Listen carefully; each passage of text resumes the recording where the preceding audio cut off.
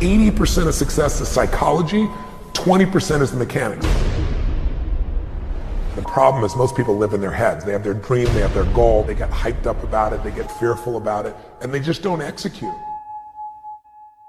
Unchain your mind.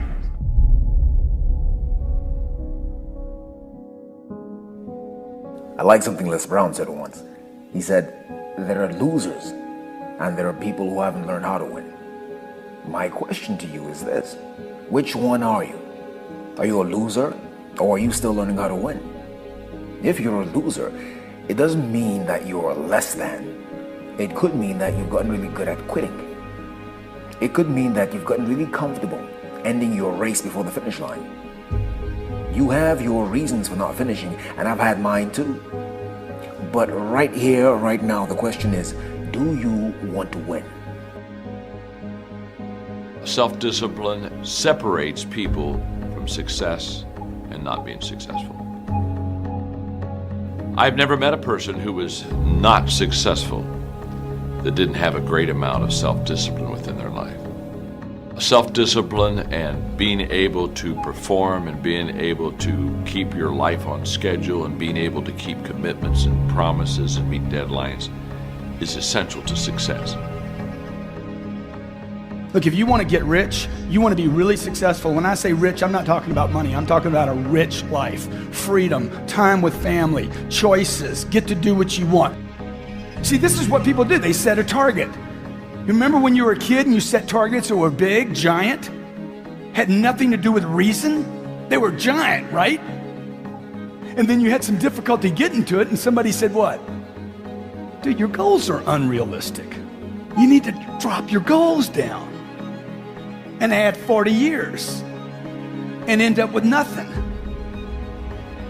Certainly not congruent with your potential. None of us can afford to have a life that is controlled by someone else, or a life that is basically controlled by our emotions. I learned many years ago that there are two kinds of people. There's the type of person who says, I'm going to wait till I feel like it before I do it. And then there's a person who says, I've got to do it so that I feel like it. One will never get anything done because they're still waiting to feel the moment to move. And the other person says, no, I need to move, and then I will begin to feel the moment. Most people have strategies available, or they could get them, or you could create them, but the problem is you got a story. And your story is why it isn't working. And the story is, I've tried everything. If you tried everything, you'd be fit. If you tried everything, you'd be profitable. There's always a story. And what I tell people is, if you can just divorce the story of your limitation and marry the truth of your unlimited capacity, then the whole game changes. Most of us in our life are trying to make a 10% improvement. And we know this. This is, I'm trying to increase my revenues by 10%, I'm trying to increase my sales by 10%, save 10% more. The lands out there, whatever it truly is, we all have this sort of beaten into us by life and by the rest of the universe that you can make these small incremental improvements. But the fact of the matter is that there are those in the world that go 10 times bigger. And every one of us can be that. I would say to you that it's your duty, your obligation, and your responsibility to fulfill your potential, and that's actually what success is. Success is not money. Simplest thing is get crazily hungry for something. We all know when you get so hungry, so desirous, your brain starts coming up with answers. And then it's massive action, but effective execution, which is all modeling, which is, I assume, what this is about. Find the best example, compress the time. Let someone else take 20 years to figure it out. You do it in 2 weeks or 2 months. Even if you have no idea how to solve it, no idea how to get there, you'll be amazed at what you come up with. And what's interesting is our legacy, our past, anchors us to where we are today. And you have to let go of that. You truly have to let go of all the stuff in your past, what you thought you'd done, the infrastructure that you've built to let yourself go.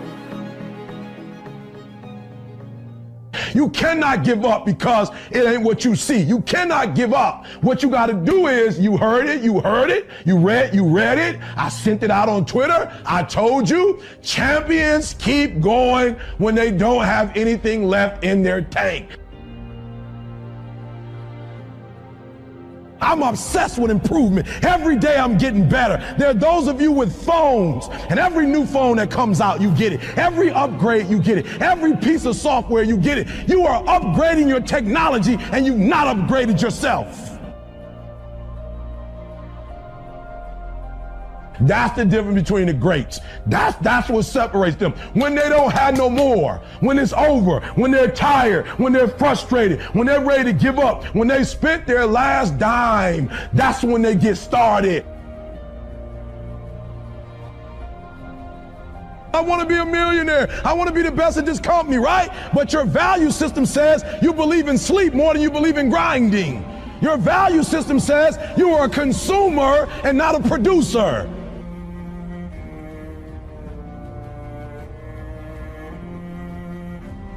Listen to me, when you want to succeed as bad as you want to breathe, when you ain't got nothing left in your tank, you got to think about the people in your life that you're doing this for.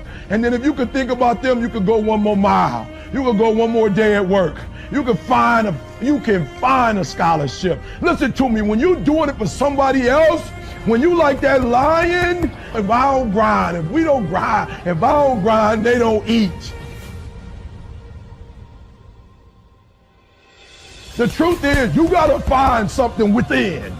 You gotta find something within, and that's gotta push you, and that's gotta elevate you, and that's gotta drive you, and that's gotta move you. And when you find out what your why is, and your why gotta be deeper than you, when you find your why, you don't hit snooze no more. When you find your why, you find a way to make it happen.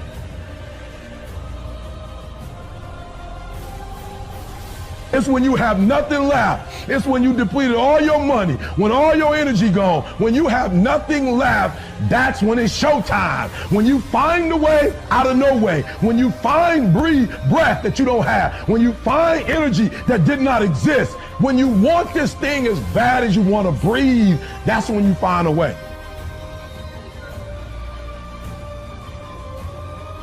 Listen to me closely. When you get to the point where enough is enough, when you get to the point where it hurt real bad, when you get to the point you can't take it no more, when you get to that point, I'm telling you, I can't explain it to you, but doors start opening, opportunities start happening. But what you cannot do is you cannot quit during the process.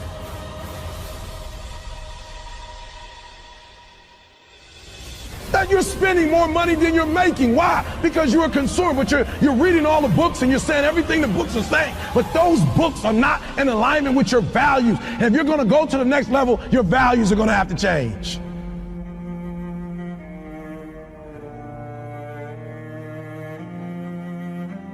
You want this moment for the rest of your life. Like if you're ready to take your game to the next level, and whatever it is, sports, life, business, whatever it is, health, listen to me very closely. You got to change that mindset. It's possible. I can do this. I can make this happen. No matter how bad it is or how bad it gets, I'm going to make it. It's possible. Yes, your dream is possible. Say that to yourself every day. Feed your mind with words that you write and words that you hear and words that you speak to yourself. Feed your faith and your doubts will starve to death. Say to yourself, it's possible. It's possible.